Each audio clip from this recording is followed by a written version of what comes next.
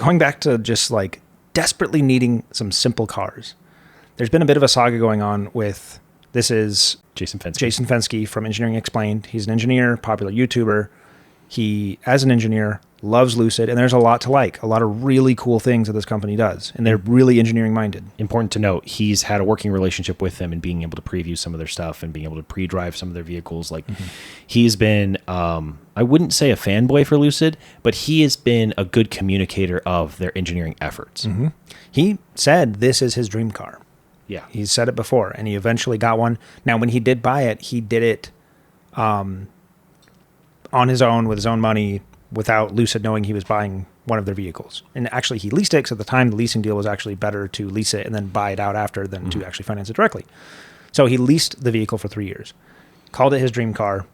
This was 11 months ago. It's not even a year ago now. Within just 4 months, he made a dedicated video On all the problems. on all of the problems. And it's like a 30-minute video. So it's a lot, and it's everything from like the frunk not opening to the trunk not closing to the buttons not working to the axis not working to the door handles malfunctioning. Heated seats turning on when the dog's sitting there. The heated seats, the fans not communicating with each other, the Apple Music, Apple CarPlay connecting and disconnecting from different profiles. A profile's not being set up, having to factory reset it, having the to send vehicle it, changing the steering wheel height while you're driving or whatever, like trying to change profiles or not trying to change profiles. He was having a big issue with that. There are so many sensors and actuators and motors and things that need to work perfectly, flawlessly all the time. All the things we listed. And all the software that has to communicate all of it. All the software. I don't know if you've ever written any amount of code. I've done very, very little.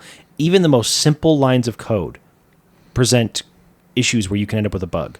The simplest like instruction, if this, then that, in this case, except this. Like a few little lines, you will not write it without a bug. You have to go back and look at it. But when you have millions of, probably millions of lines of code, and then like when these if this and that start, and maybe they work in a vacuum, but then you introduce, what if the doors open while you do that? Right. Well, all of the what ifs that come. So at this point, he's already brought the car back for service several times, right? And he made this dedicated video for it. A month later, Lucid reached out, and they had patched a lot of the issues, some of the more frustrating things that he noticed, and gave him a list of things that they were going to commit to doing. And they wrote him a letter, and he made a YouTube video about it, and it already proved that, hey, and look, here's some things that I complained about that they already fixed. Like, that's promising. And some people, his level of transparency has been great. It's really cool to watch someone who is meticulous about taking notes on what's going on with their car. That was 6 months ago now. Mm-hmm. He's now decided he doesn't want the car back. A few weeks ago, he reached his breaking point, and he's getting rid of the car, and he's decided he doesn't want it back. He took a long road trip, and a number of things went wrong, but probably the headline thing that went wrong is he got in the car, and in a gas-powered vehicle, you let off the brake and the car will creep forward on its own. An electric car can do that, but it's artificial. It doesn't need to do that. There's no torque converter that's pushing the car along when you let off the brake, but it's maybe more familiar to someone who's going from a gas-powered car to an electric one. An electric one, you let your foot off the brake, the car doesn't need to go anywhere. Right. It's a setting you turn off if you're familiar with electric cars, which he and his wife are. And he goes to take his foot off the brake, and he's about to go in reverse, and the car starts moving forward. Right. Unexpectedly.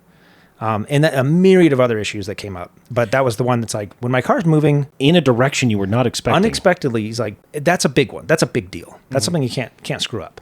So they gave him a gravity. In under a year, it went from being his dream car to a car that he won't touch. And he's like, some of the comments ask, well, are you going to swap it out for another Lucid? And he's like, probably not. I don't think I will. And he tried to continue the rest of his lease with a different vehicle, but he had to find an exact match, which there's just not enough of them out there to get an exact match. So instead, they bought it back. To Lucid's credit, they paid him back for all his lease payments and took the car back. And then as just a gesture of goodwill, they're giving him a long-term Lucid loaner. Gravity, which is their new SUV. And if you're not familiar, a long-term loaner is something that automotive journalists will sometimes get, or automotive conglomeration. So like Car and Driver will get a long-term loaner, but some independent journalist won't. And that's where they get it for 2 or 3 years, and they can put tens of thousands of miles on it. So they could basically just not have to buy a car because they're given one for free from the manufacturer. And then the benefit for the manufacturer is that a long-term review can be done with their car, and this is something they would do if they're confident that the car is going to hold up, right? Mm-hmm. And then it could be a way that someone goes, I wanted to buy a used one of these. Are they worth doing that? Are they worth holding on to? Or I'm looking at one that's, a certified pre-owned or whatever. Like, that's a way for them to communicate long-term reliability, is by giving out long-term loaners. So they're basically going like, would you like a free car? So they gave him the Gravity, this SUV, and then at the very end of the video, you should go watch it. As he's editing it, he actually decides to give it back to Lucid because he continues to have issues with now this vehicle, which is such a bad look. They take a vehicle away because it has so many issues, replace it with one as a gesture of goodwill, and you have issues with that one. But the main issue is that his passenger window got stuck down, and no matter what he did, it would not go back up. And there's a bunch of other issues, but it's like he's just done with it. And they wanted to take the car back and say, yeah, we'll get those issues fixed, and we'll send it back to you. And he's like, don't bother. Nah. And this is someone who thought of it as their dream car, a fellow engineer who was singing their praises, many of them rightfully so. And it goes from being your dream car to a car you wouldn't even take for free. Like, how bad does that user experience have to be? And think about this from Lucid's perspective.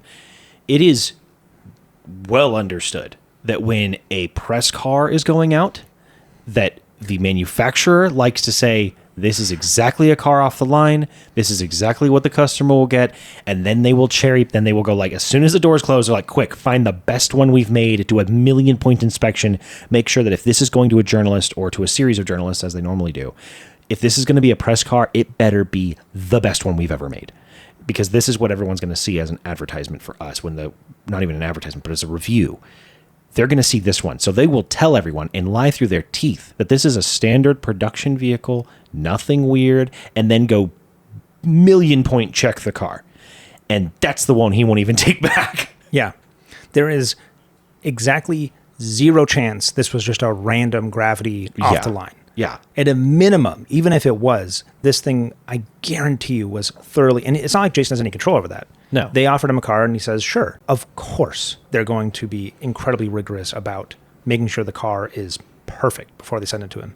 And it still had issues. And it's back to like, you know what? It is better to just not have features than to have features that ruin the experience. Because I'll tell you what, my 72 CUDA, my window's never gotten stuck down. How's your CarPlay? Don't have it. I haven't. Has it ever made you stare at a screen confused while you're driving? No. It's actually never given me any issues with software updates either. Yeah. It has never sent me in a direction that I didn't expect it to go in. Now, of course, unless it rains. Yeah.